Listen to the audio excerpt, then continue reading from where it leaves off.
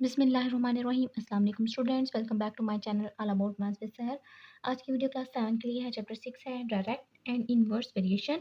Exercise इसकी 6 एक ही है और क्वेश्चन इसका 8 है। स्टार्ट करते हैं। बहुत ज़्यादा सिंपल और इजी है। सबसे पहले तो अपने स्टेटमेंट को अच्छे से पढ़ लेना है। तो हम स्टेटमेंट को अच्छे से पढ़ते हैं। 150 kgs ऑफ शुगर कोस्ट ₹3000। अब जो शुगर है वो कितनी है, 150 kgs है और उसकी रुपीज़ कितनी है, 30,000। How many KGs of sugar can be purchased for ₹8500। Means के पहले हमारे पास कितने केजीज थे, 150 केजीज थे और रुपीज़ उनकी कितनी थी, 3000। ठीक है, सिंपली। फिर उसने बोला है कि हम कितनी परचेज कर सकते हैं, कितने किलोग्राम्स जो है वो हम परचेज कर सकते हैं 8500 पे।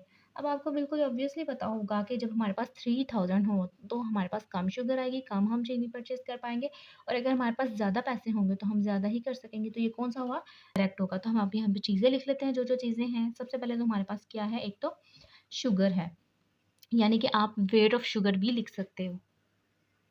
ओके, हमारे पास दो चीज़ें थी, एक हमारे पास शुगर यानी कि वेट में और एक जो है हमारे पास कोस्ट। कोस्ट आप इसको रुपीज़ में लिख सकते हैं। वैसे हम लोग यहाँ पे रेशियोज में यूनिट्स नहीं लिखते, तो आपने भी नहीं लिखने। अच्छा, अब हम क्या करते हैं, स्टेटमेंट यहाँ पे पढ़ते हैं। स्टेटमेंट में जो जो चीज़ें गिवन हम वो लिखते जाते हैं। 150 किलोग्राम्स ऑफ शुगर मीन्स के पहला वेट हमारा कितना हुआ, 150 किलोग्राम्स। तो किलोग्राम्स हम नहीं लिखेंगे क्योंकि रेशियोज में हम यूनिट्स नहीं लिखते।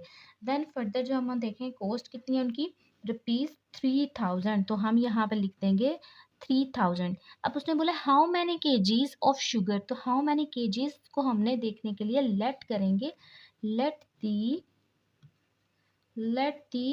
kgs of sugar. आप यहाँ पे कुछ भी लेट कर सकते हैं।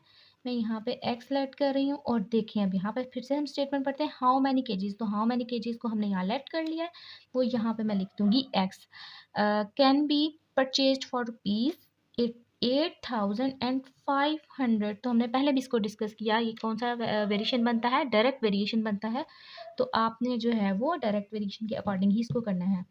तो डायरेक्ट वेरिएशन में हमें ये पता है कि जब हमारे पास जो रुपीज़ हैं वो कम होंगे तो कम ही हमारे पास चीज़ आएगी, अगर हमारे पास ज़्यादा पैसे होंगे तो हम ज़्यादा ही चीज़ें परचेज कर सकेंगे। तो ये हो गया हमारे पास डायरेक्ट वेरिएशंस। ठीक हो गया। अच्छा जी, अब हम क्या करेंगे, सेम जो हमारे पास चीज़ें मौजूद हैं हम वही लिखेंगे, लेकिन थोड़ी सी चेंजिंग के साथ।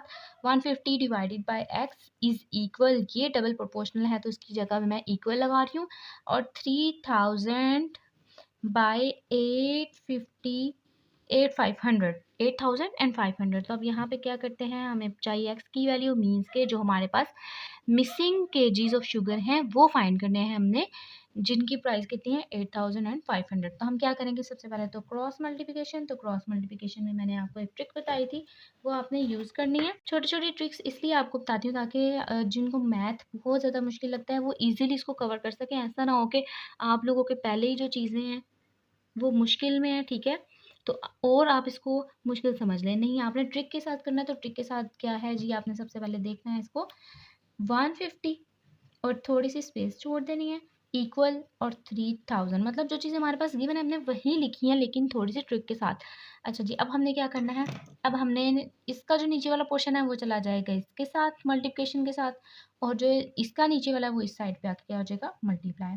बेसिकली ये हो रहे हैं कि डिवाइड हो रहे हैं, 150 के नीचे जो एक्स है वो डिवाइड हो रहा है और इक्वल के उस साइड पे जाके क्या हो जाएगा, वो मल्टीप्लाई किया। हमने काम बिल्कुल मैथेटिकली है, लेकिन मैंने थोड़ी ट्रिक के साथ इसलिए कराया ताकि आपको समझ आ जाए।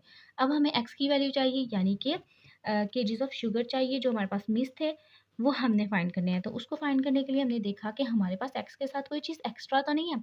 अगर हमारे पास कोई चीज़ एक्स्ट्रा है तो हम उसका कोई काम करते हैं। फ़र्ज़ करें यहाँ पे अगर प्लस की बात हो रही होती तो हम उस वैल्यू को साइड में जाके माइनस कर देते, लेकिन यहाँ पे है ही मल्टीप्लिकेशन है, तो हम क्या करेंगे, इसको मल्टीप्लाई है तो उस साइड पे जाके इसको क्या कर देंगे, divide.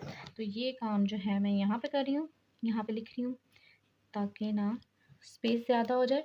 150 multiply by 8500 equal x, और ये जो 3000 था इसको मैं इस साइड पे लाके क्या कर दूंगी, इक्वल के दूसरी तरफ डिवाइड कर दूंगी।